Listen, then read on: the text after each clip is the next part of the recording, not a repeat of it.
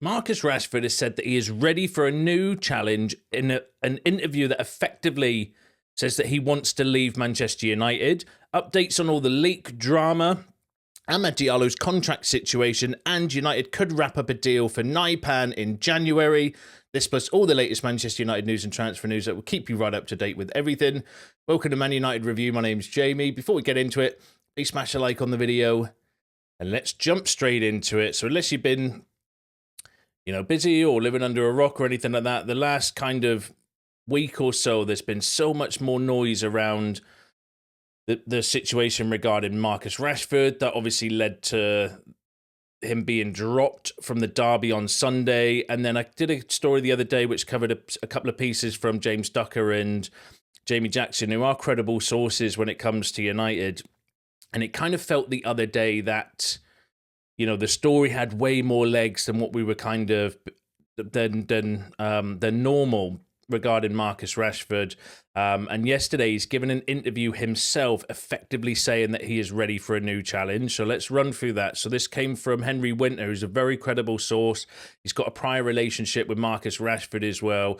Apparently this was set up by Rashford. That's come out this morning. I'm waiting for a bit more news and credibility regarding that. But effectively, in his own words, he says that he's ready for a new challenge. So let's run through. So Henry Winter released the following last night. Rashford remains a huge talent and will be in demand, possibly from Spain, when he leaves United. Yes, he could do more on the field, certainly out of possession. Yes, he was dropped from Sunday's matchday squad against Manchester City by Ruben Amorim, who questioned his application in training. And then direct quotes from Marcus when he was questioned around that from Henry Winter said, "It's disheartening to be left out of the derby," Rashford replied, "but it's happened. We won the game and let's move on. It's disappointing, and I'm also someone, as I've got older, can deal with setbacks. What am I going to do about it? Sit there and cry about it, or do my best next time I'm available?" Now, I read that part and I thought, fair enough. He's done an interview. He's going to come out with like some sort of apology or, say that he wants to fight for his place and all of this stuff. But then the second part, but then I read the second part of the kind of the piece where it said the following: "He awoke this morning to headlines detailing United's desire to sell him. I asked Rashford if he was staying or going." And this is Rashford's quotes. "For me personally, I think I'm ready for a new challenge and the next steps." All of his words were prefaced with respect for the club, which has been his home for almost 20 years. "When I leave, it's going to be no hard feelings. You're not going to have any negative comments from me about Manchester United. That's me as a person." So really kind of key points on there. One, he says, "I'm ready for a new challenge and the next steps," which effectively, probably in most people's eyes, is, I want to leave. But then also that could just be tongue in cheek, or it could have been a mistake or, misworded. But then the second paragraph where he says, "when I leave," so effectively he said it twice in one response. "I think I'm ready to leave," and then "when I leave" as well. I kind of picked up on those pieces. And then he went on to say, "If I know that a situation is already bad, I'm not going to make it worse. I've seen how other players have left in the past, and I don't want to be that person. When I leave, I'll make a statement, and it will be from me, from the heart, as he'll always be a Red." Yes, 100%. So that was a really kind of, from the horse's mouth comments from Marcus Rashford regarding the fact that basically he wants to leave Manchester United, whether he's being forced out, whether there's something else more going on behind the scenes, whether he's been told he has to leave and he's kind of getting ahead of the game. Who knows at this stage? There's not been any more kind of reports or anything like that regarding the situation. Man United at the moment have declined to comment whether they knew about the interview or not. Ruben Amorim's press conference is really early this morning, so we might have some direct quotes from Amorim regarding the situation coming out later this morning. It might already be out by the time you're watching this video, because I'm recording this early in the morning.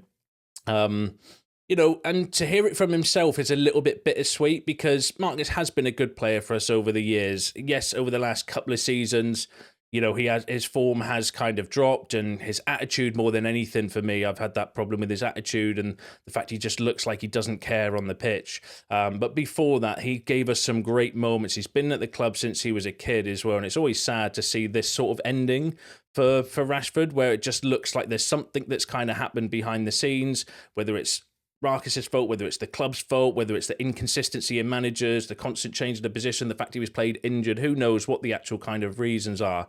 And he just looks like he's generally lost his way a little bit. But the big takeaway for me personally was that the argument against Rashford kind of going was always regarded, well, where's he going to go? Is he going to want to leave? He's on big wages.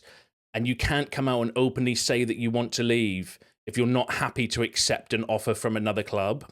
Or who knows, maybe one's already in place. Maybe there is something going on for the January transfer window. But if you come out and say, I'm ready for a new challenge, you can't then sit on your high horse to say, well, I'm not going there because they're not offering me enough money. You'll kind of get what you can and be happy to kind of move, which I think kind of strengthens United's hand a little bit regarding that. But the obvious questions are now, where's he going to go?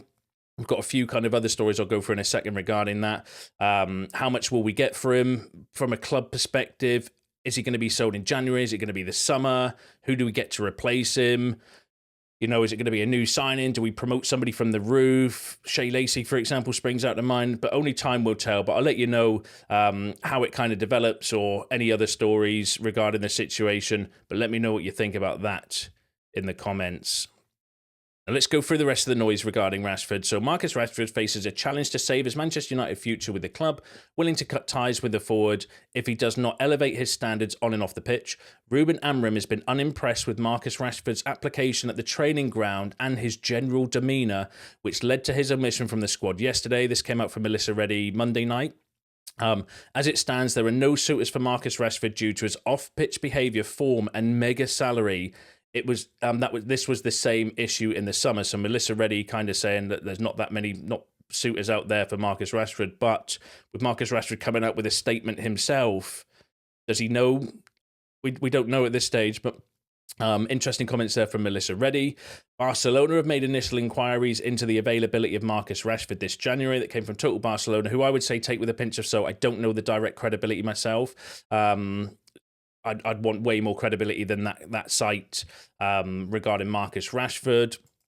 Manchester United are genuinely open to selling Marcus Rashford and want around 40 to 55 million pounds. That came from United Scout. That would be optimistic in my opinion, considering his form, plus the fact that he's now come out with his interview. Doesn't help us in terms of value for money for Marcus Rashford, but more the wages. I think he's still got 3.5 years left on his contract, which works out like around 80 million pounds, which is massive for PSR rules. If we do, or when it looks like we do kind of finally move on Rashford, that's a massive chunk of money for the club. Which might be one of the driving factors behind him being moved on. Who knows? But yeah, let me know what you think about that in the comments. And if Manchester United are ready to listen to offers to sign Marcus Rashford in January, sources say the Bundesliga would welcome an opportunity if they were prepared to consider a loan similar to Jadon Sancho's at Borussia Dortmund last season. A move to the LAS at some stage in his career will hold great appeal to Marcus Rashford. That came from Mark Ogden, who's a decent source, suggesting that if there might be a loan opportunity to go to the Bundesliga. I don't know if that helps us too much unless the club pays some of his wages, but then we're still going to be left with a massive wage bill because he's on 300 odd grand a week. MLS, I don't think he would go there at this stage of his career, but I would never say never when it comes to things in football. Mark Ogden also said, sources say neither Manchester United or Marcus Rashford can count on interest from Spain's La Liga or Italy's Serie A due to the financial strain being experienced by the leading teams in each country. The reality for Marcus Rashford is that he likely has two options. Sit it out and fight his way back into form and favour at Manchester United. We know that's not going to happen because he's effectively said that he wants to go now. Or move to Saudi Arabia. Now, that would be a really interesting option. Whether Marcus would want to go or not, is obviously down to him and his personal choice. But the Saudi clubs would be one place where they could definitely offer him an absolute wedge and pay a decent fee for Marcus. Whether they were interested, though, we'll have to wait and see. And this was kind of Interesting. When Marcus Rashford was sent home sick from training yesterday, from the Daily Mail, it does say on the report as well, though, that apparently the club sent him home and he did go to see a doctor and he had some kind of fever or something along those lines. But what a week for Marcus Rashford. He was absolutely terrible, like a disgusting performance last week in the Europa League. Gets dropped for the Manchester derby because of his training or attitude or something that's happened over the weekend before the derby. Goes home sick on Monday and then does an interview Tuesday saying that he wants to leave. That's a wicked week for Marcus Rashford, isn't it? But apparently it was, like I said, he saw a doctor. He had a fever or something. So, but you know, Amarim's kind of thing afterwards was, if you train well, you'll be back in the team, and it clearly looks like Rashford's kind of, effectively down tools, doesn't it? If he's not even trained yet this week and done an interview saying that he wants to go, it's had the opposite impact on Rashford. That's what it seems like, doesn't it? Let me know in the comments if you think I'm right or if you think I'm wrong, but it just seems that Amarim dropped him, gave an interview telling the world why they dropped him, to maybe try and ignite something within Rashford, and it's gone the opposite way in Rashford, where he's just, instead of kind of saying, right, I'm going to prove you wrong, I'm going to go back on the training pitch, I'm going to kind of reinvigorate myself and get motivated, it's done the opposite effect, it seems. But I might be wrong on that. Let me know what you think in the comments.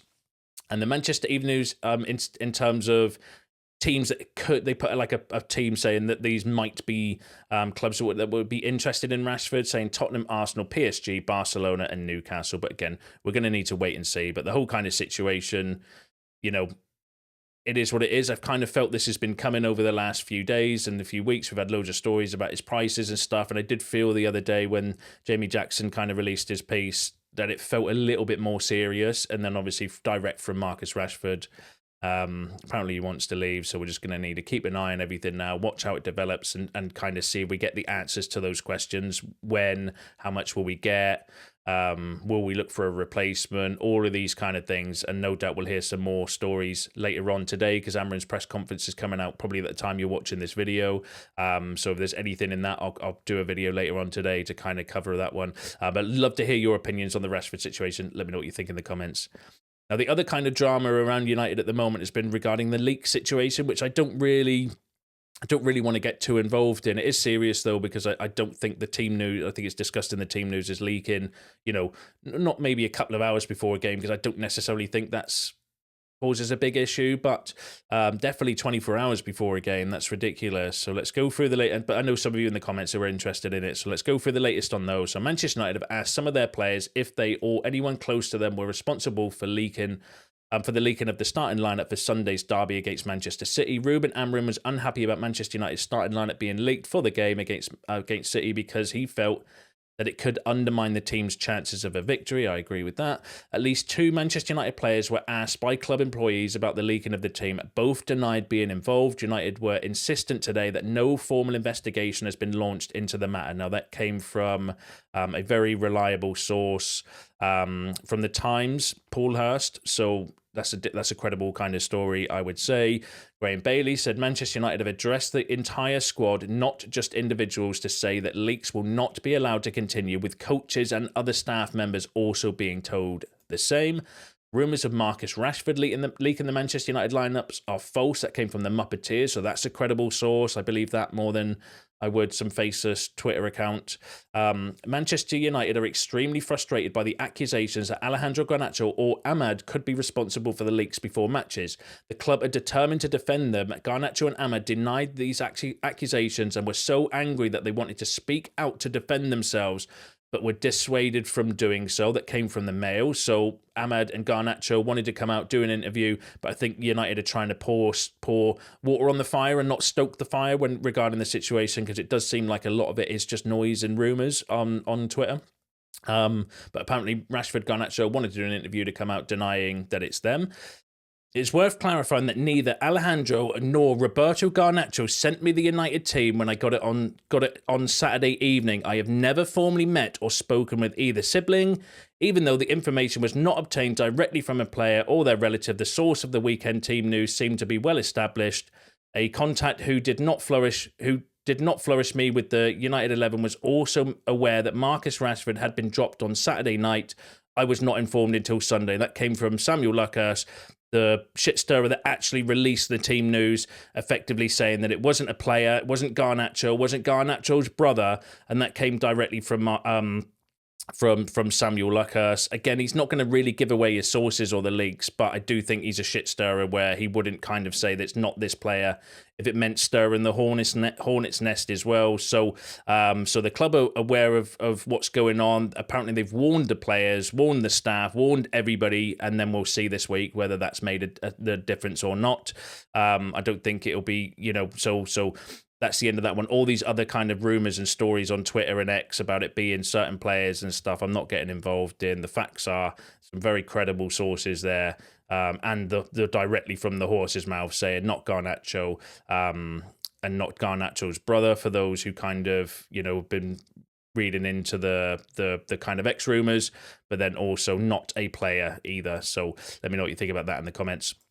Now, finally, let's go through some transfer news. So, Ahmad, regarding his contract situation, firstly, Manchester United are in advanced negotiations over a new long-term contract for Ahmad. Only minor details remain. United's intention is to make the renewal official before the end of 2024. So that's really, really positive. He's been our standout player this year. I think him and Mazraoui now arguments for player of the season between those two.